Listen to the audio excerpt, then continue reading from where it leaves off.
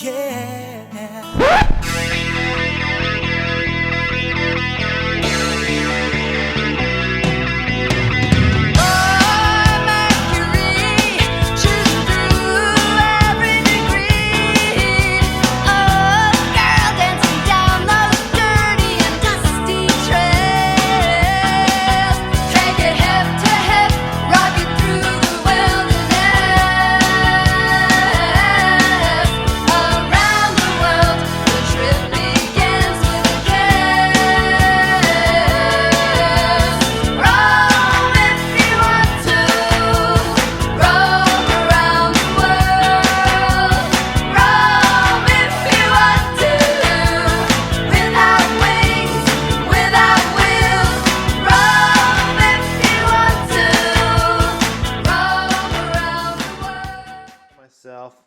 And being a first-time engine builder, just kind of charged in headlong and made a few mistakes. Nothing permanent, but just was going down the wrong route. So I had to back up, get back into my manuals, and look some things over. And one thing I skipped altogether was checking the end gap, or the this gap for the rings. Didn't even have a look at that. It's not hard to do. If this gap is not large enough, then the ring can't compress enough for the bore, and then you're going to have, as soon as the heat builds up, this thing will expand to a point where it will launch into your walls here and seize up, or at least do some wicked damage. So we're going to check that now. It's easy to do. I'm going to go ahead and check it. The way it installs is with the dot. See if I can get that shot on here and see if it'll, that tiny dot. Yeah, you can kind of see it there. I'm going to put it in the middle of the shot. There, it's showing up. Little dot there. That dot faces up. So we're going to go ahead. I have to put the camera down. I'm going to go ahead and put this into the bore here. See if I can pull this off like this. Yeah, it's going. So you just place it in there. Get it started. Yep. We're going to go ahead and just put it in the top of the bore here. What you're trying to do is square this up in the block here. Yeah, the gap you're checking, apologize for the lighting, guys, it's right there. The next thing we're going to do is go ahead and install these rings on the piston now that they're checking out. When you do that, guys, it's tempting just to take your hands and try to pull them apart, and I already made this mistake. Another tempting thing to do is to put one end in the top groove and spiral it around. I've seen a lot of guys do that. I did it myself, and I noticed what happened right away. It tends to distort the rings. You'll twist them and put a bend into them, and then you got a ring that's not riding square inside the bore. It's not what you want, guys. Alright guys, we checked both the upper rings out. Here's the second one. The top one went out at 0.020, and this one's 0.017. So they're both in spec. The top one was at the top end of it.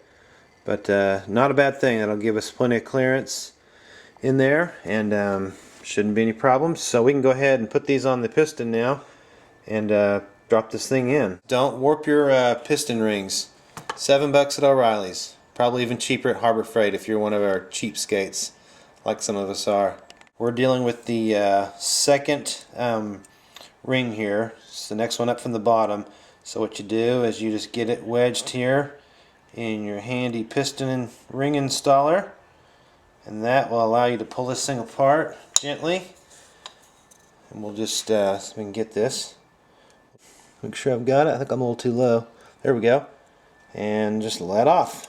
There we go, guys. Easy. Alright, had to do some wrestling here, but got this little issue. Let's see if I can get this on the camera.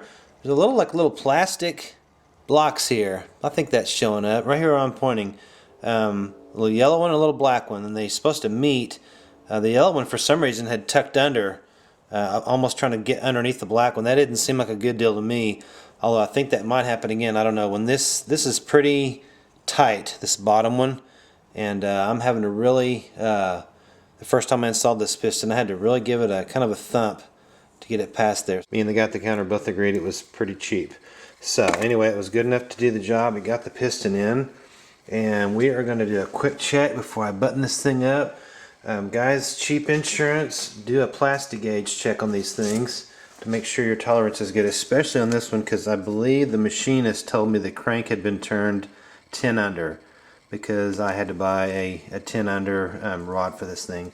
So for $2.50, a little cheap insurance here, plastic gauge, we're going to put a strip on there, torque it down, and see what kind of clearance we're running. Alright guys, we have torqued the rod cap down to the specs, pulled it out, and there is what is left behind by the plastic gauge. Basically just crushes it out, and then you take your packaging, which has the specs on it, the measurements, and you just match it up on the rod journal here, and mine falls within spec. But we'll clean this up, get a bunch of oil in here, and put this back on for good, hopefully. I had some comments on our last video of the engine rebuild here. Let me see if I can get this guy's YouTube username right. Azimayer95. He was commenting on the camshaft pin.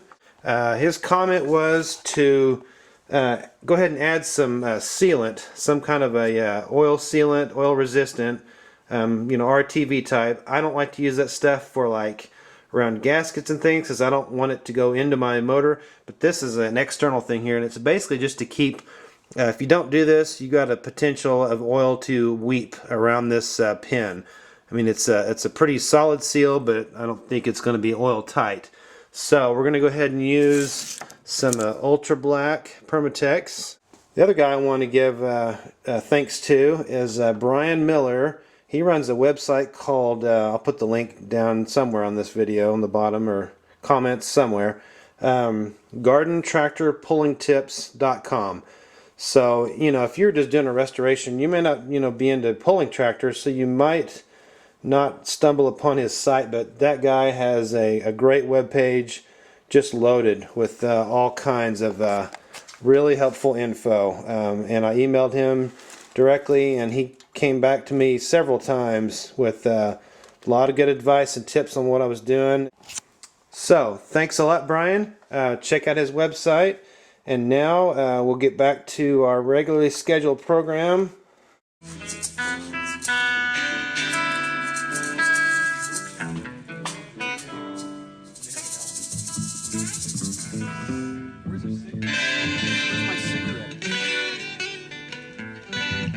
Where's my cigarette?